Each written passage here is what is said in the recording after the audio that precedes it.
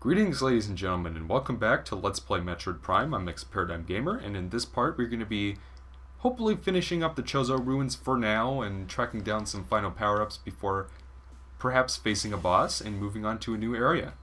So yeah, there's a lot of things going on in this episode. It depends on how fast I can do it, but there are a couple of new areas that are now open to us since we have acquired new equipment.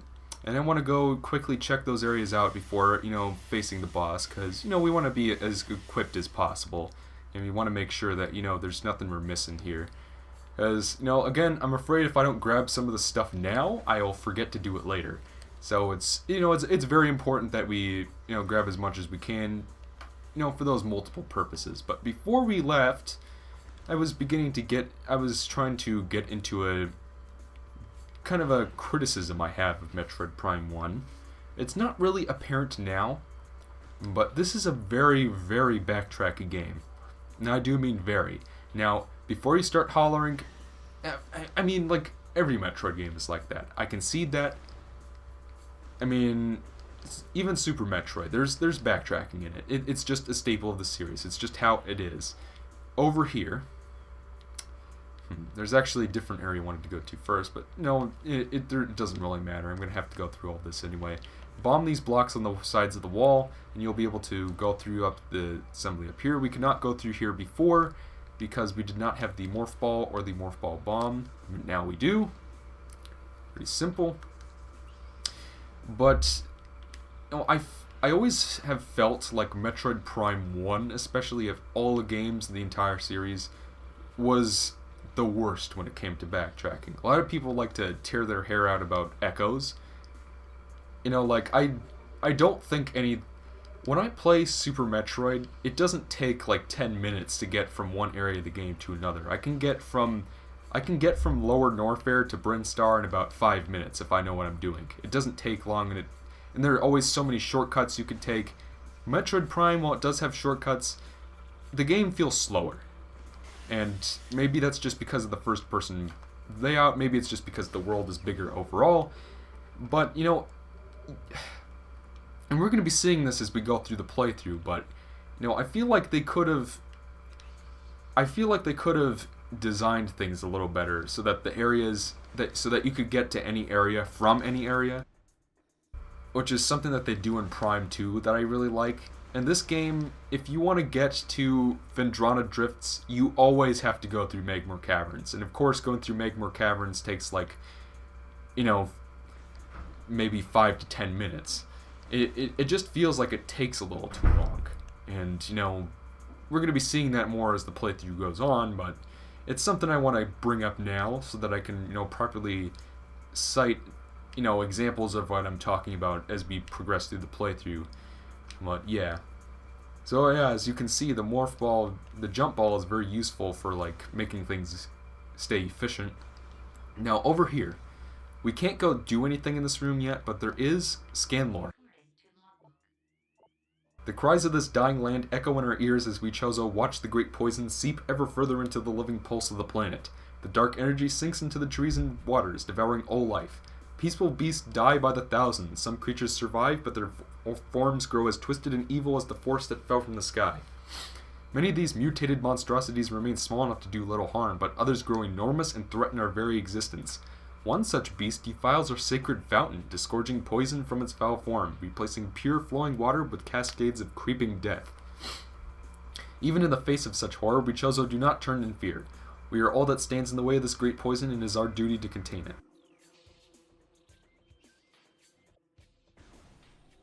Though, well, now that we've, I think we've kind of, covered that, like, we can see that, there's a lot of stuff in the lore that, is really important to the story, and unless if you, are actively scanning things, you might not pick up as much of it as you could. And, I'm always sort of well, it depends on how well it's done. I like it when stories and games, there's a missile in there. When stories and games like really can require some, thought and input from the player. Like, I wouldn't say that Silent Hill necessarily does it really well, but I can still appreciate that they tried, I'm not a fan of, just to get this out of the way, I'm not a big fan of survival horror. I don't know what it is, I just don't care for the genre. It doesn't do anything for me. But, I think Metroid Prime, the way it brings story elements into the scenery of the planet, the way it makes the world seem alive and full of history, that's pretty impressive, all things considered. Like, no other game, I think, has done what Metroid Prime has done before or since. And, it's one of the reasons why I wanted to show this stuff off, because, like, you can't really experience the game unless if you do it. But here is, the future is a vague thing, ever-changing and always in doubt. Even if we Chozo could gain the ability to foresee the future, it would be a hollow gift, where we could never hope to control what is yet to occur. The fountain is an example of this. The day may come when its water dries up and there's nothing we could do to stop such a tragedy. But we do know this. Unlike the uncertain flow of the water, the power of our will is strong and enduring. The will of the Chozo will never run dry. That reminds me. So, like, I had to cut back there because I live in a building, and unfortunately there are some residents in the building who take to slamming the door really loudly and making noises.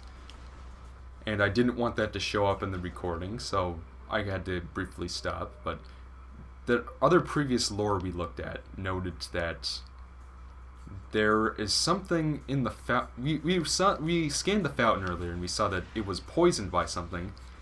And we read that lore telling us that there is indeed some kind of creature poisoning it, something that has, contaminated the water, and it has something to do with this great poison and this meteor that we've read about in the lore. So it makes you kind of wonder what it could be. Kind of a mystery, if I do say so. Okay, I'm not going to make that reference. Yes, I love the great Clement. He's probably... he's definitely one of my favorite LPers. I can't say I necessarily have one. Obviously, you might have noticed by watching Game Mavericks that Ethan and Alonzo have a much different idea of how to do LPs than I do. It's because I watch different sort of stuff that they do not. I'm a fan of the Super Gaming Brothers, the Great Clement, Chugga Conroy. My favorite types of LPs are the ones that are like really show off the game and what it has to offer and stuff. And that's kind of one of the reasons why they're not here doing this with me, beyond the fact that I'm the big Metroid fan, is because, like, I think they would get pretty bored watching this. And I mean, like, if you're a Metroid fan or someone who's interested in seeing what the series has to offer, that might not be the case for you, and that's probably why you might still be watching and, hanging with me in this playthrough right now, but, I really don't, like, their biggest LP group that they watch is Game Grumps. I don't really get Game Grumps. It's, not to berate them or begrudge them or anything. Like, they make a lot of content and they have a sizable fan base that really appreciates what they have to offer, and, more power to them and their fan base, I can't stop people when they're having fun, but there are more rooms in this room, by the way, so we're going to be scanning them before heading up this tower and probably confronting the boss. It depends on... This part may end up being a little longer, but if it means that we, finish up this area and move on to the next one, then, that's a sacrifice I'm willing to make. It's just a little longer than usual. Again, here's one over here. But, when I watch... The reason I watch LPs personally is because I like to see... I really like to see that in-depth experience of what people think of the game and why. It's one of the reasons why I started this channel in the first place, is, like... I like explaining why I don't like things, It's all about... It's almost like a sort of scholarly, journalistic look at gaming, at the gaming experience, my buddies and Game Mavericks don't necessarily, see it that way, and that's fine. Like, if they want to do... I've tried to, make Game Mavericks a very lighthearted, playful channel. That's all four of them. But, at the same time, I always try to keep that game experience, rhetorical aspect of the more review sort of direction of LPs I try to keep that intact in our playthrough so that there's some thoughtfulness behind what we're doing. But, I hope that this is not my last LP. That's all I'm saying. There's plenty of other games I'd like to really show off in depth like this. I don't know exactly what all of those would be, but we have an important part of the game coming up. You might want to destroy those and stock up on weapons if you need to.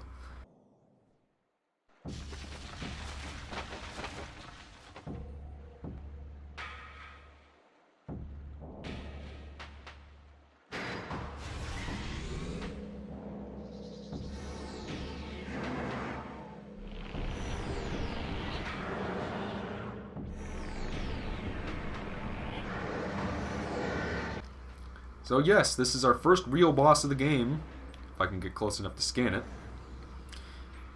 Come on. This is Flaaghra. This mutant plant is the source of toxic water in the ruins. Flaaghra's growth cycle has been radically accelerated. As a result, it requires near constant exposure to solar energy to remain active. This exposure has made Flaaghra's outer shell thick and durable. Its lower root system is unprotected and vulnerable, however. Exploit this flaw when possible. Concentrated weapon fire can daze it for short periods. So, one thing that's really interesting about this boss is, those red-looking bug eye things on the top, you'd think that those are its eyes, right? Nope. If you look really closely, you can see that it has like a little skull. And if it gets close enough, you might be able to see it. I might put up some like concept art or something to help illustrate that. But what you want to do is shoot it with a couple of charge beam shots, and that'll stun it. Then go around and use a missile to knock the mirrors over. Regular shots will not top them over. Then what you want to do is the root system at the bottom, his roots, his little tentacles will go away. Then you can roll here and blow up the base. I'm not sure who installed that. Maybe the Chozo left them there. And as we're going to be seeing later on the line when we read more lore, that is very much a distinct possibility, but it still seems a little convenient. Also, where did these mirrors come from? Like, why would the Chozo install decorative mirrors on the ceiling that would make it easier for the thing that is poisoning their water supply to remain alive? And how are they tipping over every time every time you hit them? I don't know, it's just one of those game logic things. It's kind of like it's like how my friend Mr. Titanic might describe it, a distortion of reality. Game mechanics. Oh, Ethan. Yeah. So it's a pretty simple boss. This one I don't have too much problems with. One thing I'd like to mention right now is, just so that I have something to talk about. By the way, when it starts to having more than two, you want to go through them in a row. So that because if you don't stun Flaaghra when you try to flip the mirrors over, then he will knock the mirrors back into place, and then you have to knock them back over all over again. So what you want to do is you want to use your strafe jump to go through all the mirrors in a row so that you can go as fast as possible before he stops being stunned. But back to what I was about to say is that the creature design in the Prime trilogy is just impeccable. Like, some of the most creative and interesting looking creatures I've ever seen in any video game. I mean, like franchises like Dead Space or Halo or other series like that. There are plenty of series that do have interesting creature design, but for me, Metroid Prime the Prime trilogy is always stuck out. I don't really think that the 2D series or even Other M for that matter really were able to follow up in Retro Studios was able to do in these three games.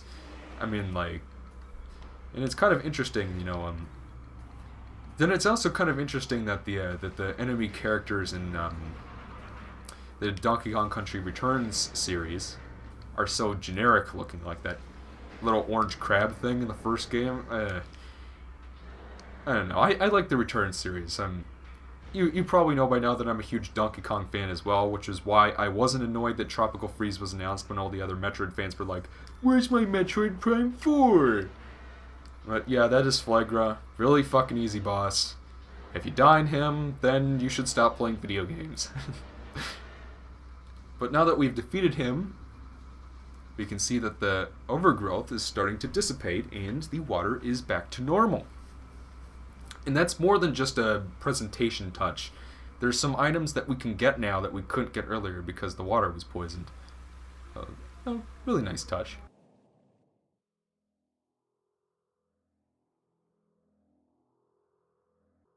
So yes, up here we have a very important new upgrade. This is the Varia suit.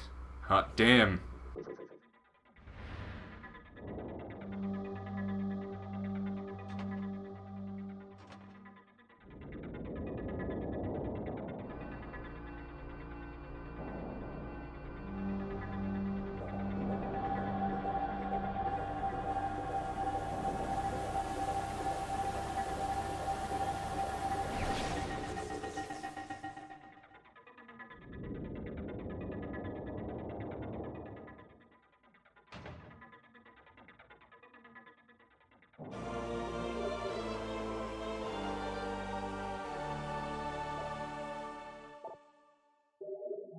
So yes, ladies and gentlemen, that is the Varia suit, and that will give us some interesting new capabilities. You might recall that earlier we went past an elevator room. The reason we couldn't go through there before is we needed the Varia suit to proceed. Now that we have it, we can go through there. Before we end this part, there is another new enemy right here, and I don't want to forget to scan it, because I think I did in the practice playthrough. This is a pulse bombu, life form of raw energy, periodically releases explosive segments from its body. Pulse bombus are energy beings invulnerable to most known weapons. Electrical energy can harm them, however. They lack any intelligence beyond an instinctive attraction to other charged energy sources. Pulse bombus produce energy constantly. All excess energy is shed regardless of who or what may be nearby. So, interesting thing about these guys is that if you charge up your beam, they'll come after you. We can't kill these things yet, but we will get a power-up later on that will help us do that. But, you know, we picked up a bunch of extra pickups here at the Chozo Ruins, and in the next part, we're going to be taking this elevator to a brand spanking new and exciting area of the game. So, and we also defeated Flaaghra, so we got a lot done in this part, so I think we're going to cut things off here, and next time on Metroid Prime, we're going to be heading down this elevator to brand new territory. Until then, I'm Paradigm Gamer, and I'll see you guys next time.